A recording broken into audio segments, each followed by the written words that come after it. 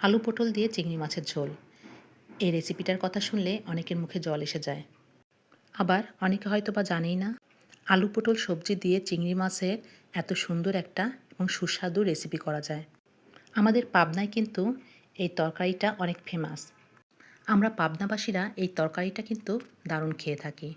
প্রায় প্রত্যেকটা ঘরেই যদি চিংড়ি মাছ থাকে তাহলে এই আলু পটল দিয়ে ঝোল অবশ্যই রান্না করবে। আর রান্নাটাও খুব সহজ, খুব সামান্য মশলা দিয়ে এই রান্নাটা করা হয়। আর এই গরমের মধ্যে অল্প মশলা দিয়ে পাতলা সবজির ঝোল কিন্তু আমাদের শরীরের জন্য অনেক ভালো। তাই চলুন দেখিয়ে দিই আমরা পাবনাবাসীরা এই রেসিপিটা কিভাবে করে থাকি। আসসালামু আলাইকুম, welcome back to my channel RS kitchen. যে বা যারা যেখান থেকে আমার ভিডিওটা দেখছেন তাদের সবাইকে আজকে আমার এই ভিডিওতে স্বাগতম। তো প্রথমে কিন্তু আমি ফ্রাই প্যানে তেল দিয়ে নিয়েছি এবং তেলের মধ্যে সামান্য পরিমাণ, তাও হাফ চা চামচের মতন জিরা, গোটা জিরা ফোড়ন দিয়ে নিলাম। এখন আমি জিরার মধ্যে 2 থেকে 3টা পেঁয়াজ চিকন করে কেটে দিয়ে দিলাম তেলে, আর সামান্য পরিমাণ কাঁচামরিচ। ঝালটা আপনাদের উপর ডিপেন্ড করছে। আপনারা যদি বেশি ঝাল খেয়ে থাকেন তাহলে বেশি দেবেন, অল্প খেয়ে থাকলে অল্প। এর ভেতরে আমি হাফ চা চামচের মতন রসুন বাটা এবং হাফ চামচের মতন আদা বাটা অ্যাড করে এখন এটাকে আমি একটু ভেজে নেব। স্বাদ অনুযায়ী লবণ দিচ্ছি এবং ধনিয়া গুঁড়া দিচ্ছি 1.5 টেবিল চামচের মতন, আর হাফ চামচের মতন মরিচের গুঁড়া দিলাম। এখন এই মশলাটাকে ভালো করে কষিয়ে নেব।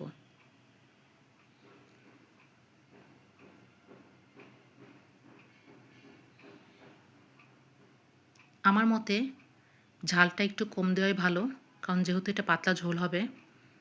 আমার মশলাটা কিন্তু কষানো হয়ে গেছে। এই পর্যায়ে আমি চিংড়ি মাছগুলো দিয়ে দিলাম মশলার ভেতরে। এখন চিংড়ি মাছ সমেত এই মশলাটা একটু ভালো করে কষিয়ে নেব, আর কিছুক্ষণ ঢাকা দিয়ে রাখবো যাতে মাছটা একটু পানি বের হয়। এই পর্যায়ে কিছুক্ষণ মাছটা কষানোর পরে আমি সবজিগুলো অ্যাড করলাম। এখানে পটল আর আলু ডুমডুম করে কেটে নিয়েছি, দেখতেই পাচ্ছেন। সবগুলো উপকরণ এখন আমি ভালো করে ভাজার মতন করে ভেজে নেব, যাতে সবজিগুলোও মশলার সাথে কষে যায়।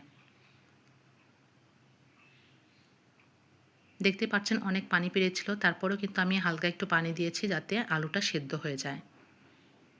এই পর্যায়ে আমি উপর থেকে কিছু ধনিয়া পাতা ছিটিয়ে দেব। আমার রান্না কিন্তু কমপ্লিট। অনেক সামান্য মশলায় এবং খুব তাড়াতাড়ি এই রান্নাটা হয়ে যায়।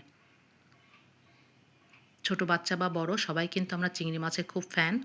চিংড়ি মাছ যেভাবে আমরা রান্না করে দিই না কেন, খেতে কিন্তু অসাধারণ হয়।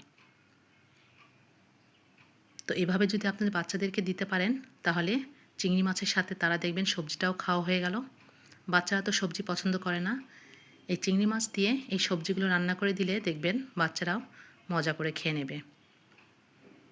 আর সত্যি অনেক মজার হয় এই তরকারিটা। একবার বাসায় হলেও বানাবেন, খেয়ে দেখবেন যে কেমন লাগে চিংড়ি আলু পটলের ঝোল। ভালো থাকবেন সবাই, আল্লাহ হাফেজ।